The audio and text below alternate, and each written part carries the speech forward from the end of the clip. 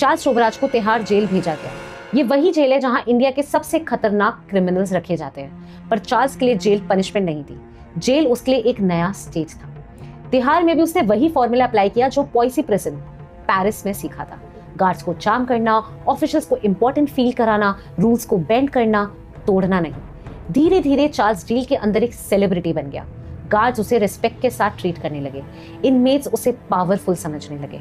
उसके पास टीवी था, better food था, विजिटर्स का एक्सेस था, वो इंटरव्यूज देता था, फॉरेन जर्नलिस्ट आते थे, वो कामली बैठकर अपनी कहानियां सुनाता था अपनी ही वर्जन में।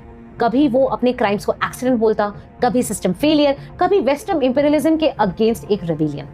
ट्रायल के दौरान भी चार्ल्स ने कोर्ट को एक स्टेज बना दिया। लॉयर्स को हायर और फायर करता रहा, कभी हंगर स्ट्राइक, कभी ड्रामेटिक स्टेटमेंट्स। कोर्ट प्रोसीडिंग्स एक स्पेक्टिकल बन चुकी थी। फाइनली चार्ल्स को 12 साल की सेंटेंस मिली। बारबरा स्मिथ और मेरी एलन ईथर प्रिजन में मेंटली ब्रेक हो गए थे।